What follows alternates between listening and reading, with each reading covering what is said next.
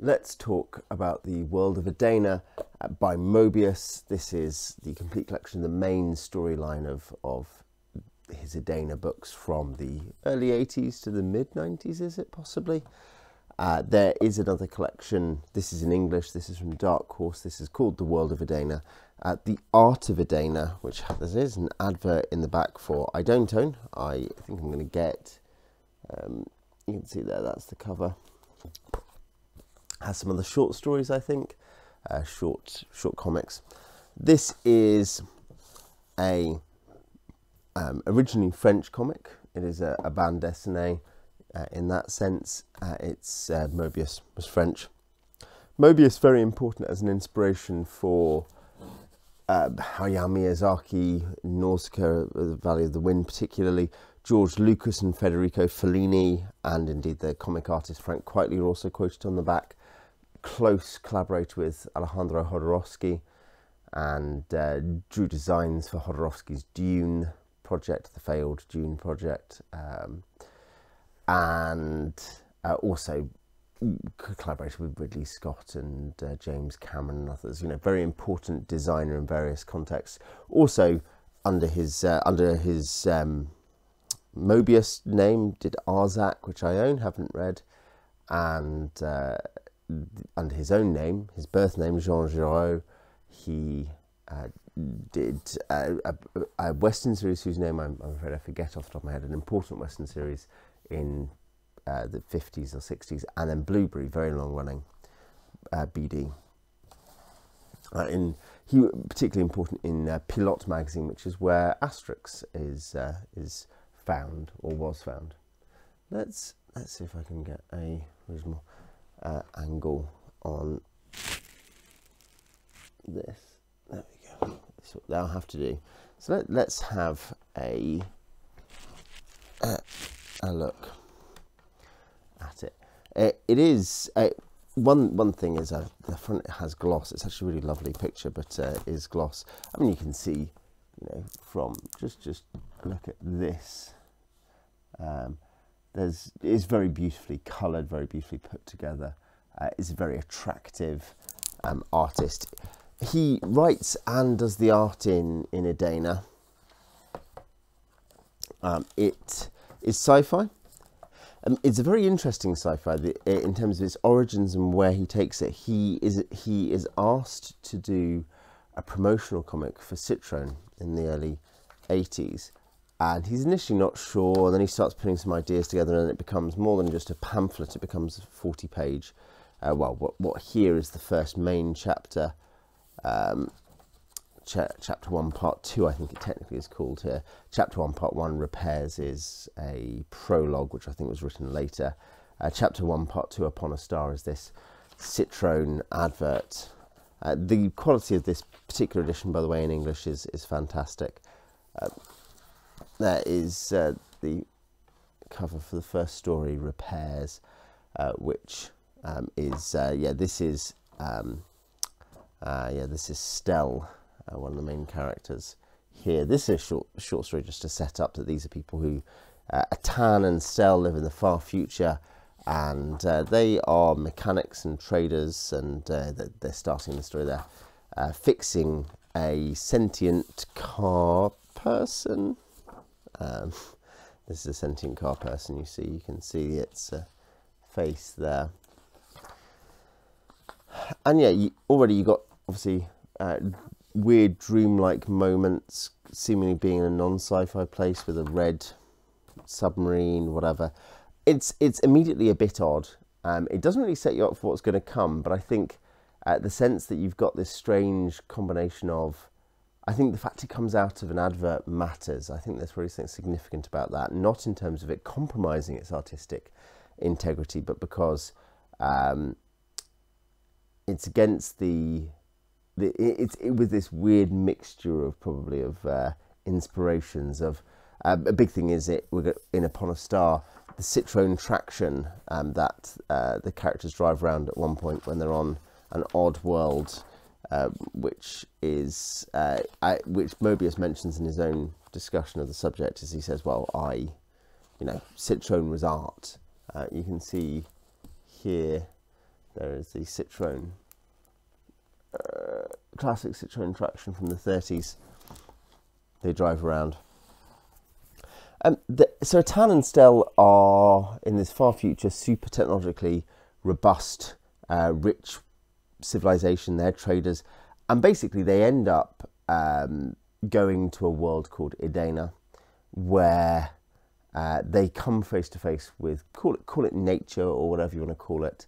That is the main thrust of the story, and that's not something you get to in the first chapter. It's a mild spoiler, but it's the cover is when they go to this world Edena, which is very different to what they're used to. So I'm not really counting it as a spoiler. Is that basically you have this story that sets up this, well, a very short prologue which sets up some themes, and then the main first chapter, Upon a Star, so repairs, sets up themes.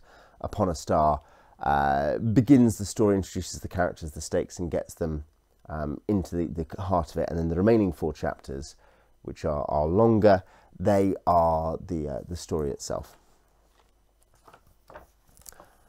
Now, here we are talking about this is a good example. Incredibly startling, bright, clear art. I've seen this sometimes listed as lean clair even, and Moebius talks about this, the idea that he wanted to go for as minimalist a style as possible.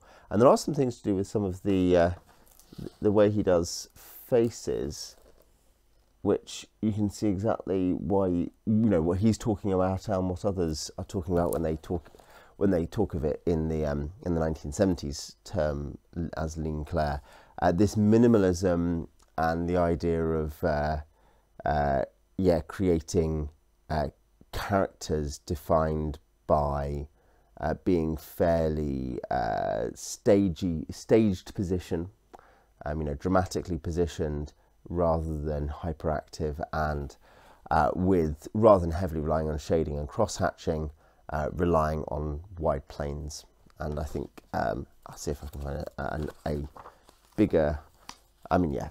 There's actually not very many big kind of, here's a shot of some faces, but yeah, you can see along here that sense that you just got, generally speaking, flat faces. But flat's the wrong word. What I mean is they are planar faces. They're flat planes with a light kind of suggestion of the angle. So the art is bright and colourful, but also stark often. Very beautiful, I think. Once we are on Edena, and I'll go this far to spoil things, as it were. Here we have them coming and looking at Edena. This is the very start of chapter 2, Gardens of Edena. You start to see things brighten up, and there's more. There are richer backgrounds, let's call them. Again, here Atara and Stella are still fairly flat and featureless. There are intentional decisions being made with the art, which is very Moebius. It's very, from what I understand, I say that from having read a bit about him and having looked at some of his projects and having read this, but that there isn't, we call it an auteur instinct, don't we? But all we mean is intentionality, the idea that rather than the artistic medium being used, to unsubtly present the story. The story matters, or the characters matter, and the medium is there just to get you there, and you do stuff with the medium to get there. Rather here, the medium knows it is the message, and it acts as if it is the message. And so, the way in which the textures, the way in which the backgrounds and the figures and so on all work together is very intentional and works very well. There are big themes to do with technological man and natural man, inverted commas, for both of those, and the way they interact, the way in which we integrate ourselves with our environment or environments, the way in which we integrate ourselves, perhaps in ourselves, within ourselves, and also with other people. And there's a lot of fairly on the nose stuff in terms of modern discussions about some of this stuff. I think you could read it and think some of it was written 2 years ago or something. You know, just, oh yeah, they're really getting at something that's going on now. You might read it and think. But it's written in the 80s and early 90s. It is, yeah, without wanting to spoil too much, the way the art works and develops is very powerful. It's very, very powerful in terms of its communication. Yeah, you can see as an example of some what's happening. You can see this much more textured and richly coloured section later on in chapter 3. And this is intentional, you know, that, as I say, the medium is the message. There are lots of beautiful scenery. I mean, here, this, again, don't think there's any real spoiler here. Just a late in the game, strange cityscape. Again, lots of interesting character designs, lots of interesting monster designs, lots of fine moments. And yeah, the art is basically, I think, obviously very successful at communicating the wider set of messages about these themes that I've mentioned. The actual stories, it's interesting. Well, let's talk about the world and the stories. Edena is a really beautiful, interesting world, a strange world, one that I enjoyed seeing. And there are a few things going on in it, you know, odd things that come up that you realise, okay. This world, who's it been made for? Who's made it? Why is it here? It's not simply just a planet they land on, as it were. It is a planet they land on, but it's not simply a planet they land on. There's much more going on. And those are questions which Moebius doesn't try to fully answer. One reason I want to have Art of Edena and any other short stories is because it's a really fascinating environment which you only learn very small snatches about. And sometimes those snatches don't present themselves as wholly coherent. I think it's intentional. I don't think it's just that he doesn't know what he's doing. But it's a world which it reminds me, because there is a dreamlike element to it, and there is a very stark, it's not necessarily expressionistic, but there is a minimalist style of world building as well. There are moments where a lot of texture and detail has gone into to kind of communicate what the world is like, but I think it's not, you know, it's not simply a book of beautiful things about Edena. It is a story and a character study. And so I want to know more. I really like the world. I'm really interested in it, and I spend my time thinking, well, you know, I was often reading it thinking, I love this. I was greatly enjoying it as I read it, but I'd love to know more about this, or go to this place, or do this. And I think, yeah, that's something. There are always suggestions of much more in the background that we never find out about, or at least we never find very much out about. And you're constantly thinking, you know, what's this, for instance, what's this moon? Who are these strange sylph-like creatures? You get this white lion early on. What's this white lion about? How does it fit into the themes and to the world? The plot and the characters interlink a lot, and not necessarily, that's not surprising, but this is a plot and a character book in lots of ways. But, you know, the way the two build together isn't immediately obvious, but becomes very important and obvious. You understand why all this matters a little bit more as the story goes on. And I think Stel and Atan, as these two, you know, best friends who go around travelling and trading and doing space jobs, the way in which they, even in the first two stories, you see they interact with things in Repairs and in Once Upon a Star. They are, you know, they are. You get these sketches of these personalities of the pure-hearted, practical Stel, and the slightly more fey, and you know, in some ways it feels psychologically complex, Atan. And yeah, their friendship is really powerful, really well presented in lots of ways. and it's an important that the feature that feature you see, you know, what this gentle scene here of Stell giving water to a tan is you know, that it is quite powerful. I think how it all and this connects to the plot, how all these characters and the plot threads they're involved in resolve is ambiguous. It's interesting. It's both controversial, having read a bit about how people see the resolution of everything, what it's all meant the whole time, what it ends up meaning, is that you can tell some people don't like it, some people really like it. But it's also, an important thing is that often the things people like or dislike are matters of ambiguity in the text.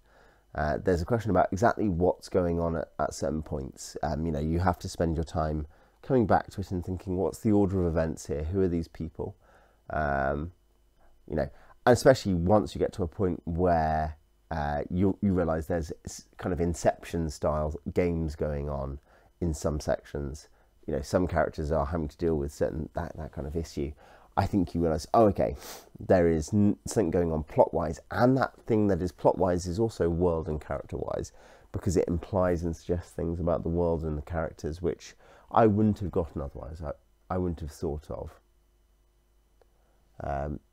So yeah, I mean, I greatly enjoyed it. It's hard to discuss it longer or really get into the weeds without kind of spoiling more.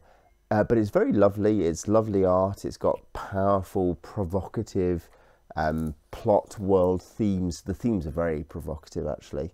And it will leave you with questions as well as answers at the end. I recommend it, certainly. Something that's fits into the broader cross-section of graphic novels, comics, and especially French language BDs. And it is available in English, which is helpful. But, you know, it fits into that, but it is also its own thing. It is perpendicular to a lot of its contemporaries, both in the English and American scenes and in the French-Belgian scenes. Anyway, if you've read Edena or other works of Moebius, I'd love to hear what you have to say about it or what you think about it. Tell me in the comments, and I will see you next time.